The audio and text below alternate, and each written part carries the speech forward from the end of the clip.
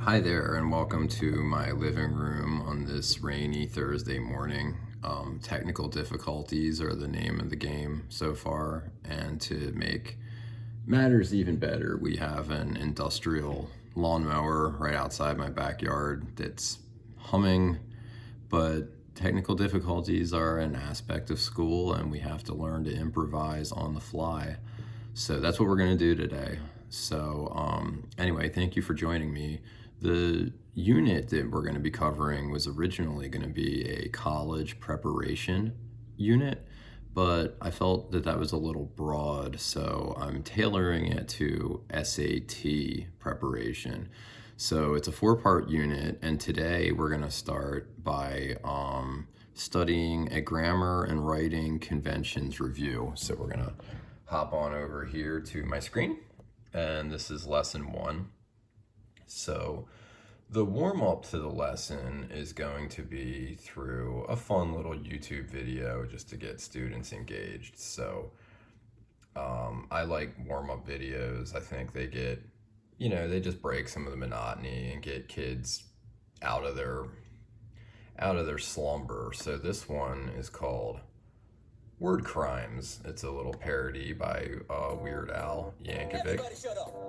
And I'm not gonna subject you to the whole video, but it's about 4 minutes long, and I found that like corny little things like this just get students, it wakes them up, and that's the whole purpose of a warm-up video.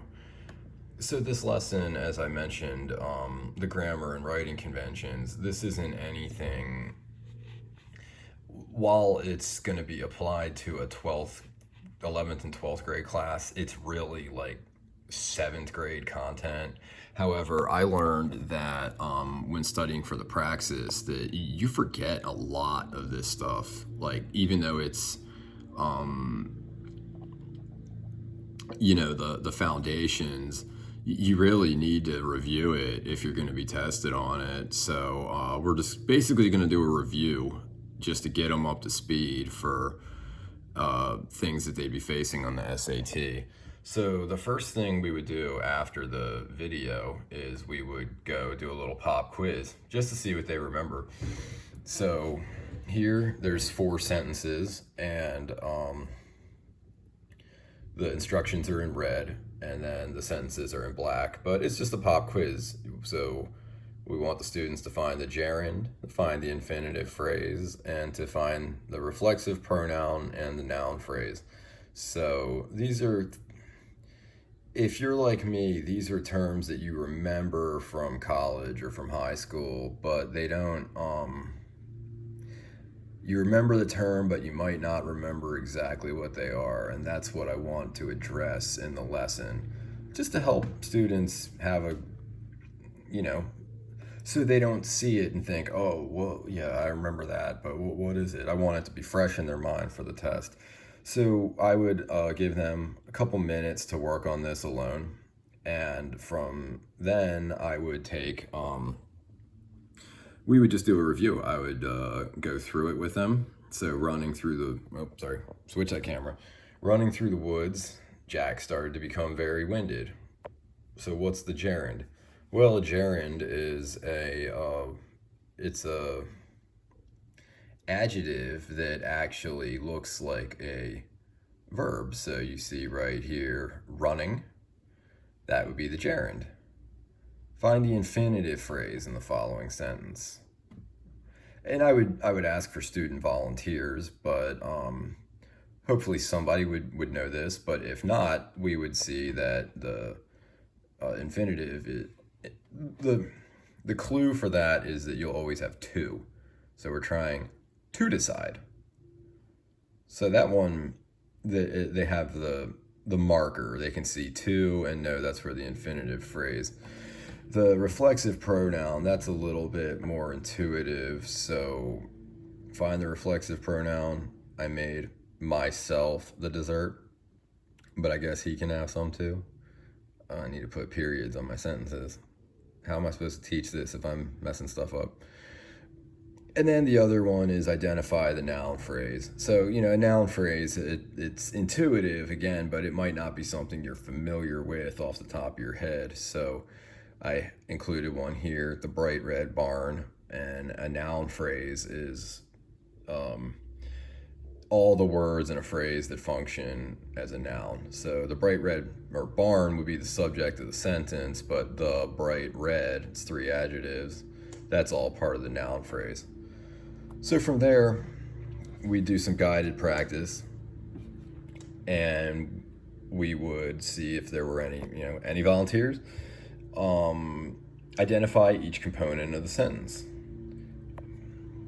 So we have angrily. This one's a little harder. So what's this? That describes snapped. So that's an adverb. He is the subject, so a noun. Snapped is the verb. Back would be an adverb. See, I'm getting crossed. These things are they're tough. That's why we got to get over it. And then you have the second sentence, which is a direct quote. It takes one to know one. So we would go through this together, and it's even I'm teaching this, and I have a degree in English, and I have to stop and think about them. So it's very important that they know this as they are gonna work up to more advanced assignments. We gotta get the basics down.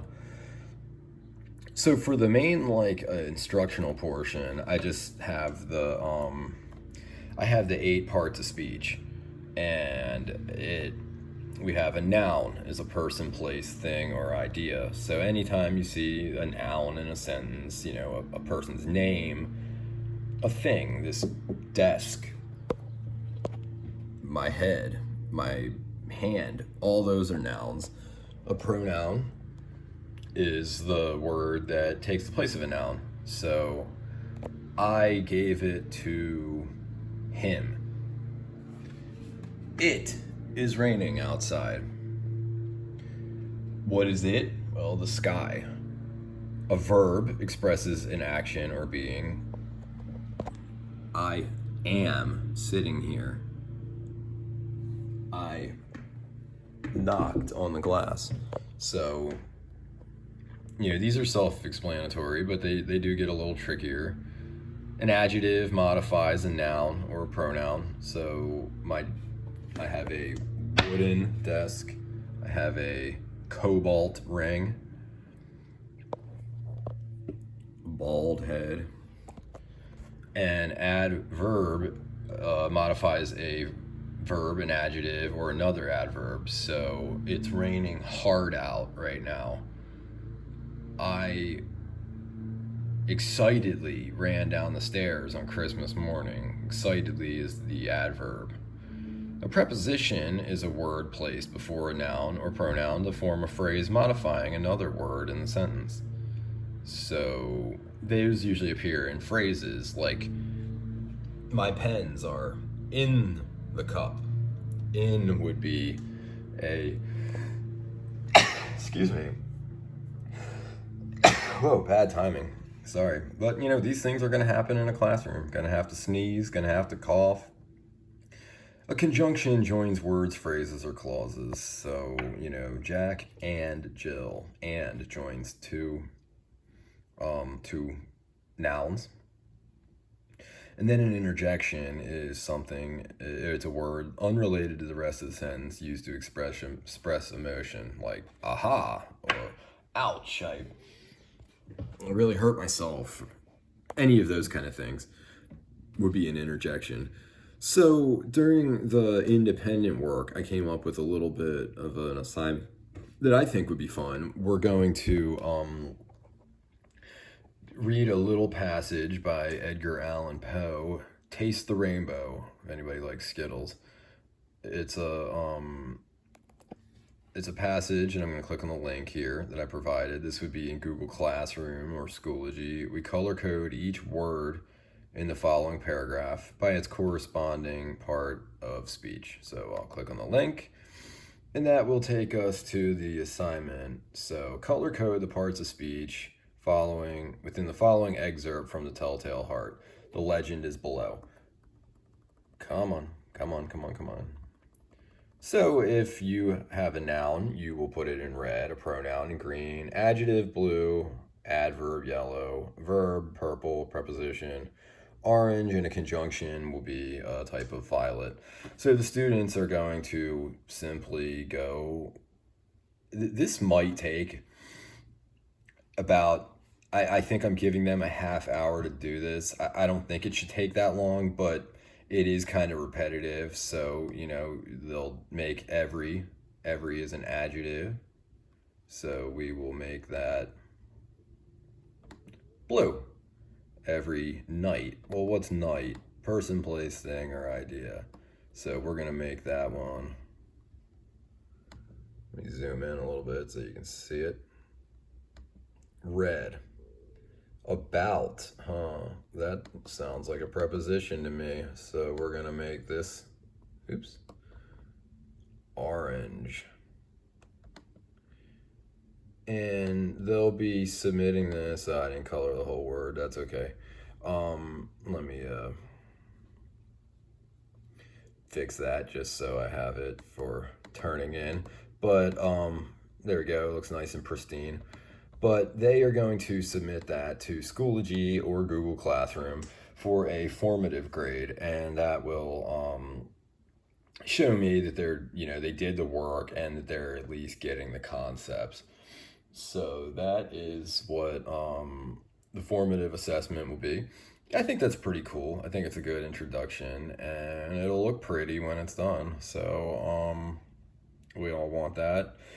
So as I said before, this is part 1 of 4 in here we can look at me now.